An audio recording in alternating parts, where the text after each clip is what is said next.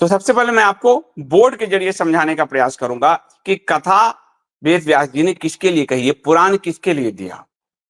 क्या केवल ब्राह्मणों का अधिकार है या फिर सारे वर्गों का इस पर अधिकार है, पहले ये जानना जरूरी है। तो इसके लिए मैं आपको बोर्ड पर ले चल रहा हूं। सबसे पहले मैं आपको बताता हूं कि वेद व्यास जी के 5 शिष्य थे और वेद व्यास जी ने जो वेद हैं और पुराण है उसकी जो प्रथम रचना है वो वेद व्यास जी ने नहीं की है, वो ब्रह्मा ने की है। सारा उद्गम ब्रह्मा से माना जाता है और फिर उसके बाद वेद व्यास जी ने द्वापर में इसको विभाजित किया। लोगों को मनुष्य की जो मनुष्य का की जो याददाश्त कम हो रही है, उनके जीवन में जो संकुचन आ रहा है, और उसके लिए उन्होंने इसका विभाजन किया और अपने शिष्यों को एक एक शास्त्र दिए। तो सबसे पहला आपको ये देखिए, ऋग्वेद व्यास जी ने अपने शिष्य पैल को पढ़ाया, ठीक है।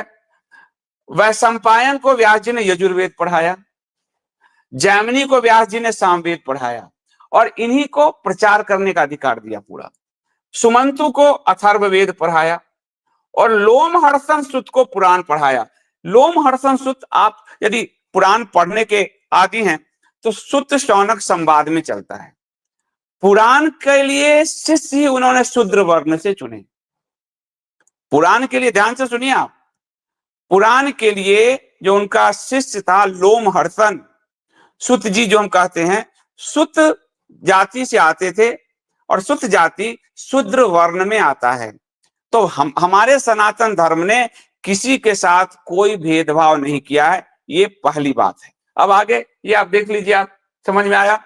वेद व्यास जी के 5 शिष्य हैं। पैल, जिनको ऋग्वेद दिया, कि इसको पढ़ाया, ट्रेनिंग दिया ऋग्वेद की, और फिर इसको प्रचार का काम सौंपा। वैशंपायन को यजुर्वेद दिया, पढ़ाया, ट्रेनिंग दी और प्रचार का काम सौंपा। जैमिनी जी को सामवेद दिया, पढ़ाया, ट्रेनिंग दी और प्रचार का काम सौंपा। यही आपसे रामभद्राचार्य झूठ बोलते थे कि आपको राम मंदिर के मामले में, कि हमने जैमिनी के ऋग्वेद संहिता से राम मंदिर साबित किया। जैमिनी के पास सामवेद आया था, ऋग्वेद पैल के पास आया था। रामभद्राचार्य जी को बेसिक नॉलेज भी नहीं है, लेकिन वो तुलसी पीठ पर बैठे हुए हैं। ऐसे लोग धर्म की कितनी हानि कर रहे हैं, इसको आपको पूरी व्यवस्था देखकर समझनी होगी, जो सनातन की व्यवस्था थी। सुमंतु अथर्ववेद उनको दिया गया, पढ़ाया, ट्रेनिंग दी और फिर उनको प्रचार के लिए भेजा। उसके बाद लोमहर्षण सुत, सुत जी को, शूद्र वर्ण से सुत जी को चुना और उसके लिए पुराण उनको पढ़ाया, पूरा पुराण संहिता पढ़ाया, ठीक है। अब हम आगे चलते हैं। आगे है आपको, अब लोमहर्षण जी ने पुराण के प्रचार के लिए, और गीता में जब आप पढ़ेंगे तो धर्म का प्रचार भगवान श्री कृष्ण ने कहा, हर किसी को, जिसको भी धर्म का ज्ञान, उसको धर्म का प्रचार करना चाहिए, करने का कर्तव्य उन्होंने नियत किया है। तो सुत जी ने जब पुराण संहिता पढ़ लिया वेद व्यास जी से, तो उन्होंने अपने 6 शिष्य जो है बनाए। और एक चीज और मैं भूल गया आपको, वेद व्यास जी के पुत्र थे सुखदेव मुनि, जो प्रथम भागवत कथा के वाचक थे, सुखदेव मुनि। तो अपने पुत्र को भी भागवत कथा उन्होंने पुराण पढ़ाई। तो पुत्र को और शूद्र, तो किसी में भेद नहीं किया व्यास जी ने।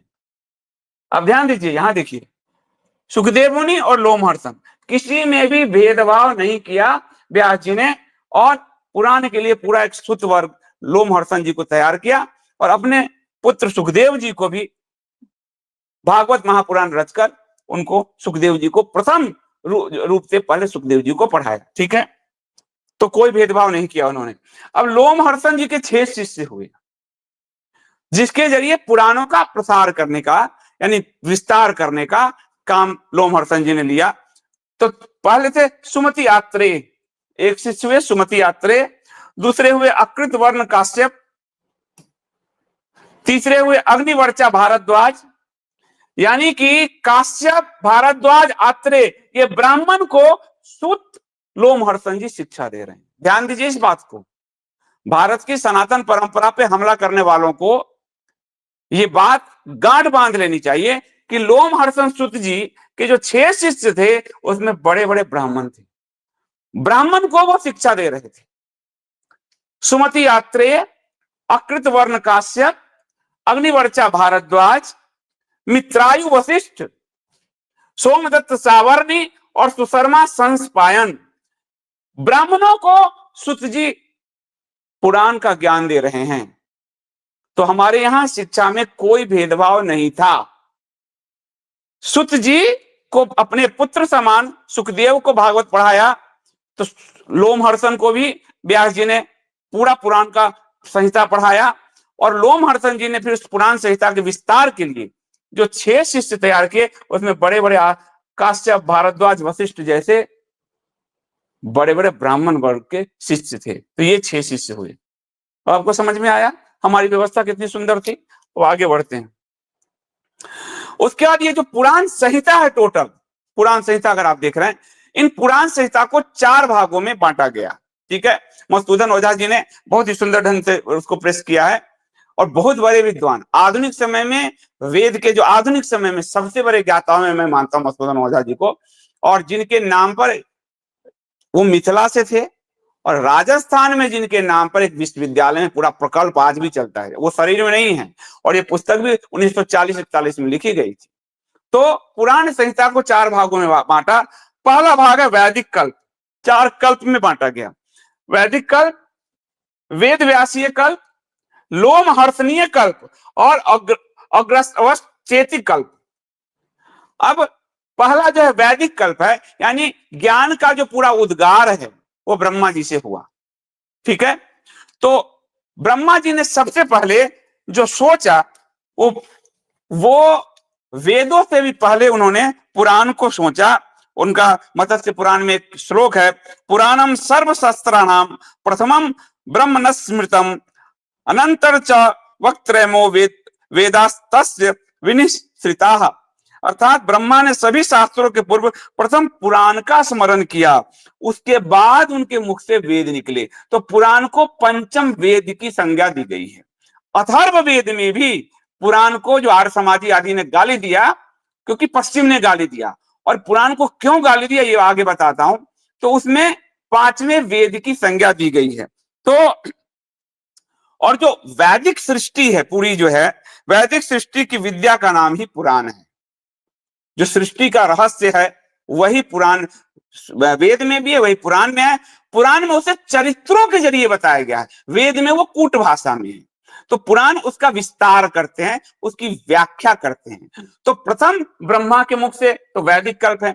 उसके बाद व्यास जी को लगा कि मनुष्य जाति के लिए, और जो खासकर व्यास जी ने, ये भागवत पुराण में आया कि स्त्री शूद्र और यह जो द्विज है, यानी ब्राह्मण क्षत्रिय वैश्य, इसमें भी जो कुपड़ है, जो आचरण से ब्राह्मण नहीं है, आचरण से शूद्र क्षत्रिय नहीं है, वैश्य नहीं है, तो वो वेद पढ़ नहीं सकता। तो उन सबको पुराणों के जरिए ज्ञान मिलता रहे। तो फिर व्यास जी ने वेद व्यासीय कल्प, ये पूरा एक कल्प आया वेद व्यास जी का द्वापर में। तो उन पुराणों का, वेद के कूट भाषा से पुराणों का विस्तार, एक पुराण संहिता का बड़ा सा निर्माण कर दिया, और निर्माण करके अपने शिष्य लोमहर्षण को पढ़ाया, आपको बताया।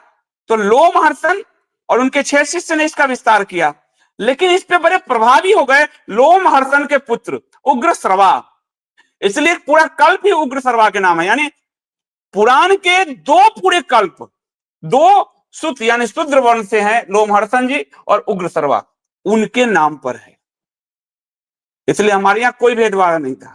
सुन लीजिए, फिर हम आगे चलते हैं। पुराण संहिता, अब इसको 3 श्रेणी में बांटा गया। प्रथम श्रेणी है वेद व्यास प्रणीत। तो वेद व्यास जी ने संहिता का निर्माण किया, जो वैदिक कल्प से लेके ब्रह्मा ने जो कहा, या फिर जो वेदों में था उनको पुराण के रूप में विस्तारित किया।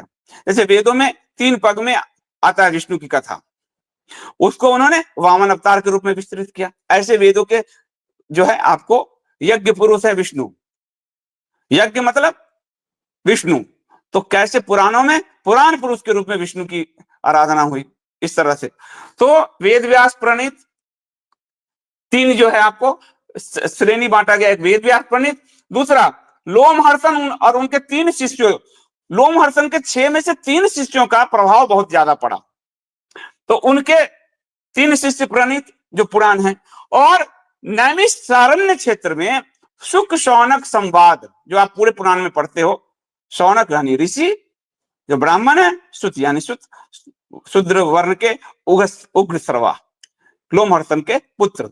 तो सुत शौनक संवाद में यह जो है, आज जो पूरा 18 पुराण है वो वेदव्यास कृत मानते हैं हम, क्योंकि उन्हीं से लेकर लिखा गया है, उन्हीं के से संग्रह लिया गया है पूरा, और उन्हीं के ज्ञान का विस्तार किया गया है। लेकिन आज जो 18 पुराण है वो सुक शौनक संवाद में, ये नैमिषारण्य में ये लोमहर्षण और उनके पुत्र उग्र श्रवा द्वारा जो पुराण का वाचन हुआ वही है आज। यानी आज के 18 पुराण शूद्र वर्ण से आने वाले लोमहर्षण और उनके पुत्र उग्र श्रवा द्वारा उद्घाटित पुराण है। आज जो 18 पुराण प्रणीत वेदव्यास द्वारा ही है मूल। जैसे गणेश जी ने लिखा, पर वो व्यास जी की कथा आती है महाभारत, ये तो आधुनिक भारत में हुआ कि अंबेडकर जी ने लिखा तो उनके नाम से संविधान कर दिया, ये हमारी परंपरा नहीं। तो लोमहर्षण और उग्र श्रवा, ये जो 18 पुराण है वो उन्हीं के द्वारा उद्घाटित पुराण है इसमें से, लेकिन ये नाम व्यास जी के ही आते हैं, गुरु के ही आते हैं। ठीक है, अब पुराण का प्रचार इन दोनों पिता पुत्र ने कैसे किया, इसकी अभी एक कथा भी बताऊंगा, पहले वो समझा देता हूं। तो 8 पुराण का प्रचार लोमहर्षण ने किया, लोमहर्षण सूत जी ने। वो 8 कौन सा पुराण, जो उस पहले पुराण है, ब्रह्म पुराण, पद्म पुराण, विष्णु पुराण, वायु पुराण, भागवत पुराण, नारद पुराण, मार्कंडे पुराण और अग्नि पुराण, इन 8 पुराणों का प्रचार लोमहर्षण जी ने किया। उसके बाद एक विभेद आया जिसकी कथा बताऊंगा। उसके बाद जो 10 पुराण है उनका उग्र श्रवा जो इनके पुत्र थे, भविष्य पुराण, ब्रह्म वैवर्त पुराण, लिंग पुराण, वराह पुराण, स्कंद पुराण, वामन पुराण, कूर्म पुराण, मत्स्य पुराण, गरुड़ पुराण और ब्रह्मांड पुराण, इस 10 पुराण का प्रचार प्रसार किया उग्र श्रवा ने। तो 8 पुराण लोमहर्षण सूत जी ने और 10 पुराण उनके पुत्र उग्र श्रवा सूत जी ने, दोनों शूद्र वर्ण से। तो पुराण पे तो अधिकार ही पूरा उनका है। आप देखिए, आप जो आज पढ़ रहे हो, लेकिन कहा गया कि उनको कोई अधिकार नहीं, ये नहीं, और हमारे सनातन धर्म को बदनाम किया